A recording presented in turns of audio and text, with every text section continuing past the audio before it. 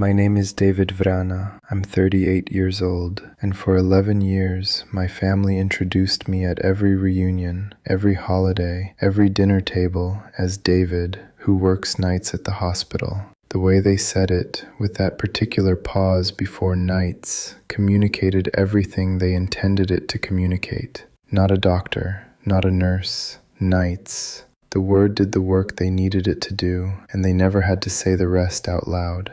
My uncle Karel called me a janitor once, directly, to my face, at my cousin's graduation party in 2019. He laughed after he said it, the way people laugh when they want the insult to have plausible deniability. I smiled. I had a drink. I drove home at 10 p.m. because I had a 6 a.m. intubation the next morning. I'm an anesthesiologist. I have been since 2013. My family found out on Thanksgiving Day, 2023, when my father collapsed at the dinner table, and I was the only person in the room who knew exactly what to do.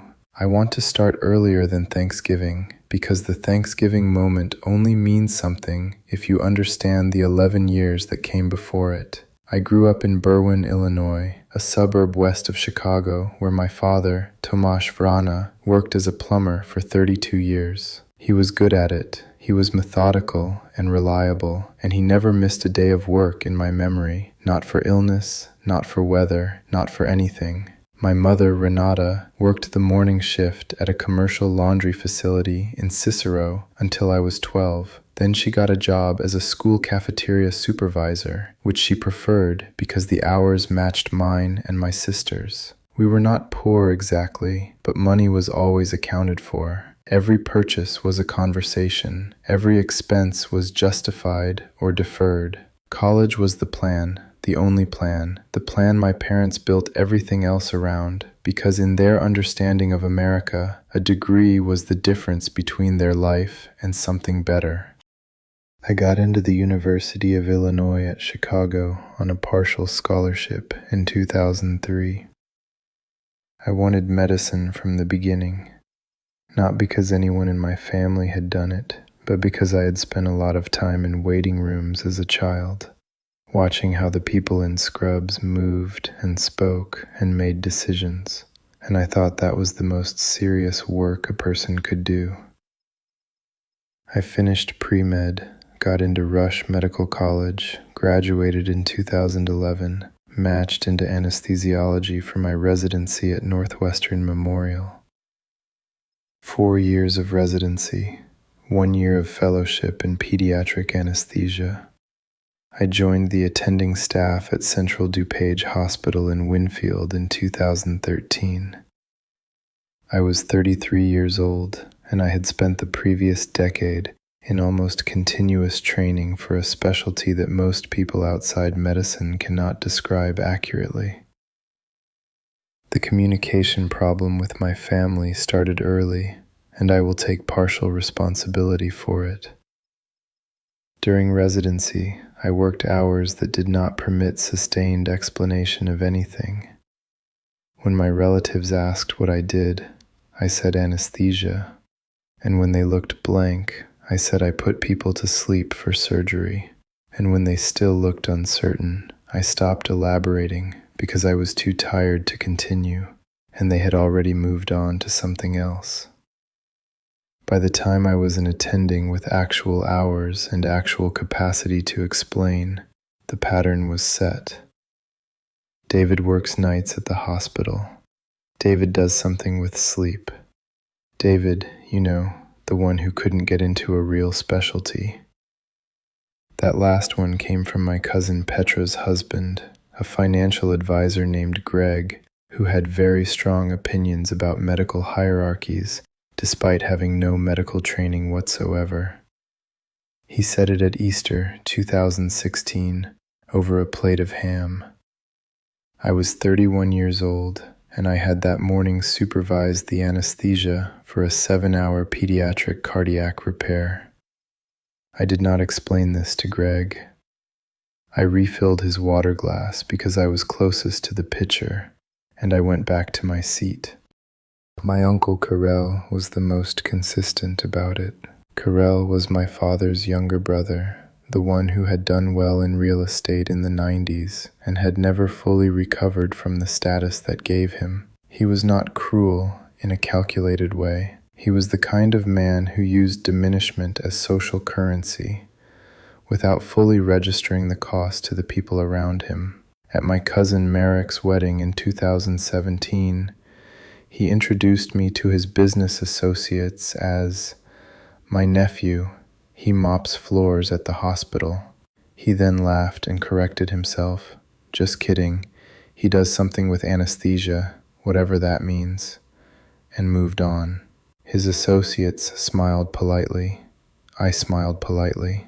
My father, who was standing nearby, said nothing. He looked at his shoes for a moment and then looked away, which was the closest he ever came to acknowledging that something was wrong. My mother was more complicated. She was proud of me in a way she had no vocabulary for, because the thing I had become was outside the frame of reference her life had given her. She knew I had gone to medical school. She knew I worked at a hospital. She could not describe what I did to her friends in a way that felt accurate, so she described it in the terms available to her. Nights, hospital, something with surgery. When I tried to explain, I manage the patient's vital signs and pain during surgery. I keep them alive and unconscious for however long the procedure takes. I am responsible for the margin between sedation and death. Her eyes would go slightly distant, not from disinterest, but from a kind of vertigo, as if the gap between her world and mine had become briefly visible, and she needed a moment to stabilize. I understood this. I did not resent it. What I resented was the 11 years of janitor jokes from people who had never once asked me a direct question about what I actually did. Thanksgiving 2023, my parents' house in Berwyn, the same house I grew up in, the one with the low ceilings, and the kitchen that always smelled like paprika, and the dining room that fit 12 people only if everyone agreed not to move their elbows. 14 people that year. My parents, my sister Lenka and her husband, Uncle Karel and his wife Bojena, cousins Marek and Petra with their families, Greg the financial advisor, a neighbor named Shirley, who had been coming to our Thanksgiving since 2008 and had simply never stopped being invited. Turkey, stuffing, 3 kinds of potato preparation because my family cannot agree on a single approach. The usual architecture of a holiday designed to hold people together by force of tradition. My father sat at the head of the table. He was 64 that year, still working occasional plumbing jobs for old clients who specifically requested him. Still the same methodical, quiet presence he had always been. He had been having some cardiac symptoms for several months, occasional chest tightness, shortness of breath on exertion, and his primary care doctor had scheduled a stress test for early December. I knew about this. I had spoken to his doctor twice by phone, with my father's permission, to understand the clinical picture. I was not panicking, but I was paying attention. Dinner had been on the table for 20 minutes. Karel had already made one joke about hospital janitors in the context of a story about his knee surgery last spring, delivered with the practiced timing of a man who considers himself funny. I was cutting turkey. Lenka was telling a story about her daughter's school play. Greg was explaining something about interest rates. My mother was asking Shirley about her grandson. And then my father made a sound I recognized before I consciously processed what it was. A short, sharp exhale, not a cough, followed by silence. The specific silence of a body interrupting itself. I was out of my chair before anyone else registered that something had happened. My father's face had gone pale, and he was pressing his hand to his chest with the careful, deliberate pressure of someone testing whether the sensation was real. I got to him in 3 steps. I took his wrist. His pulse was irregular, rapid already. His color was wrong. He said quietly, "David, something is..." And I said, "I know, Dad. Stay still." I turned to the table, which had gone completely silent, 14 people watching me with an expression I recognized from operating rooms. The particular stillness of people waiting to be told what to do. I told Lenka to call 911 and give them the address and tell them, suspected cardiac event, 64-year-old male, conscious, pulse irregular. I told Karel to unlock the front door and stay there to wave the paramedics in. I told my mother to get my father's medication list from the kitchen drawer, the one I had asked her to keep there 8 months ago for exactly this kind of moment. I kept my father's wrist in my hand and talked to him steadily while I assessed. Airway clear, breathing shallow but present, no loss of consciousness, pain radiating to the left arm, onset sudden. Classic presentation. The stress test in December was going to be too late, but the paramedics were not. The ambulance was there in 6 minutes. The paramedics came in and I gave them the handoff, the same way I give handoffs in the OR. Patient name, age, onset time, symptoms, current vitals estimated by palpation, medications, relevant history. One of the paramedics looked at me while I was talking and said, "You a doctor?" I said yes. He nodded and they moved efficiently, and my father was on a stretcher and out the door in under 4 minutes. I rode in the ambulance with him.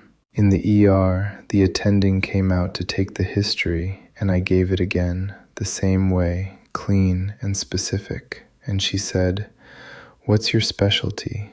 And I said, "Anesthesiology." And she said, "Good catch on the presentation. We're taking him to the cath lab."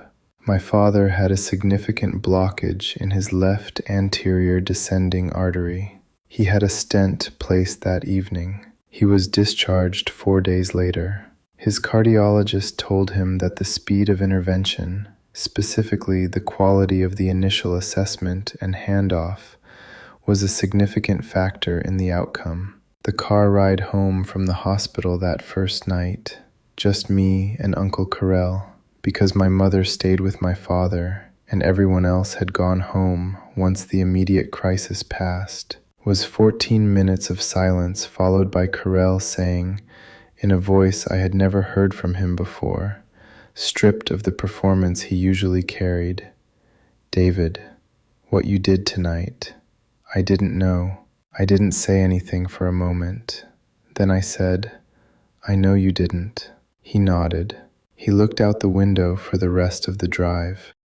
My father recovered fully. He does his cardiac rehab on Tuesday and Thursday mornings. He calls me every Sunday, which he did not do before Thanksgiving 2023. The calls are not long, 10 or 15 minutes, but he asks about my work now. He asks real questions and waits for real answers. He told me in February that he had looked up what an anesthesiologist does, actually looked it up, read about it, and he said, "I didn't understand that you were the one keeping them alive the whole time. I thought you just gave the shot at the beginning." I told him most people think that. He said, "I should have asked." I told him I should have explained better. We were both right. Karel stopped making janitor jokes. He did not make a formal announcement about this. He simply stopped. At Christmas 2023, 6 weeks after Thanksgiving, he introduced me to someone at my cousin's house as my nephew. He's an anesthesiologist at Central DuPage. He said it the way you say something you've been practicing. I let it stand. Some corrections don't need commentary. My family still gathers for Thanksgiving every year. The house in Berwyn, the low ceilings, the 3 potato preparations. My father still sits at the head of the table, which he will continue to do for as long as I have any say in the matter. I still work nights sometimes because anesthesiology does not keep regular hours and emergencies do not schedule themselves around holidays. Last November, I left Thanksgiving dinner at 9:15 for an emergency pediatric case and got back at 2 in the morning and sat in my car in the driveway for a few minutes before going inside. That is the job. It was always the job.